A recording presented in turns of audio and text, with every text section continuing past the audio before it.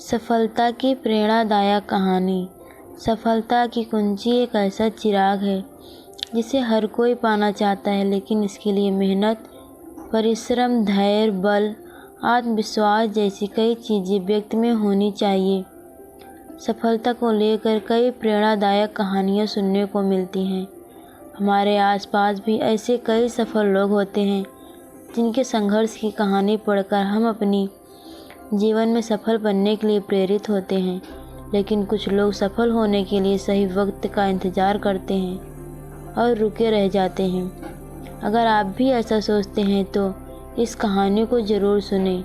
इस कहानी से यह सीख मिलती है कि सफलता को प्राप्त करने के लिए सही समय या फिर परेशानी के ख़त्म होने का इंतज़ार ना करें और बुरी परिस्थिति का रोना ना रोएं। ऐसा करने से सफलता हाथ से निकल जाएगी और आप वहीं के वहीं रह जाएंगे। कहानी शुरू करते हैं।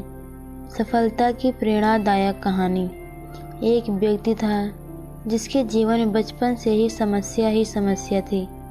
बचपन में ही उसके माता पिता की मृत्यु हो गई, जिस कारण कम उम्र में ही परिवार की जिम्मेदारियां उसके ऊपर आ गई। वयस्क होने के बाद जब उसका विवाह हुआ, तब जिम्मेदारियों और परेशानियों दोनों और अधिक बढ़ गई। इस तरह उसके जीवन में परेशानियां लगी रहती। एक परेशानी के ख़त्म होते ही दूसरी शुरू हो जाती। इससे परेशान होकर व्यक्ति एक दिन एक प्रसिद्ध संत के पास पहुंचा।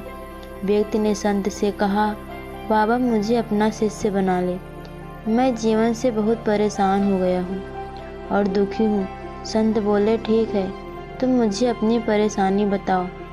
व्यक्ति ने कहा, बाबा मेरे जीवन में बहुत परेशानी है।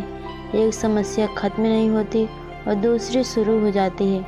इस कारण मैं तनाव और दुखी रहता हूँ और किसी काम में सफलता नहीं मिल पाती है।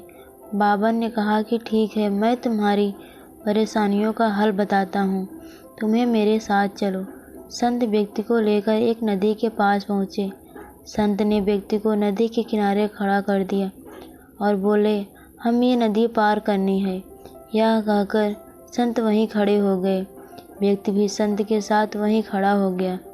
थोड़ी देर बाद उसने कहा, बाबा हमें नदी पार करनी है, तो हम यहाँ क्यों खड़े हैं? संत ने कहा, हम नदी के सूखने का इंतज़ार कर रहे हैं। जब नदी सूख जाएगी तो हम इसे आसानी से पार कर लेते हैं। व्यक्ति बहुत आश्चर्य होकर बोला, बाबा आप ये कैसी बातें कर रहे हैं? नदी का पानी कैसे और न जाने कब सूखेगा? हमें नदी को इसी समय पार करना चाहिए। संत ने कहा, मैं भी तुम्हें यही समझाने के लिए यहाँ लाया हूँ कि जीवन में समस्याएं तो आती ही रहेंगी। हमें रुकना नहीं चाहिए, बल्कि लगातार आगे बढ़ते रहना चाहिए। तभी हम उसे हल कर पाएंगे और आगे बढ़ पाएंगे। व्यक्ति को संत की बात समझ आ गई।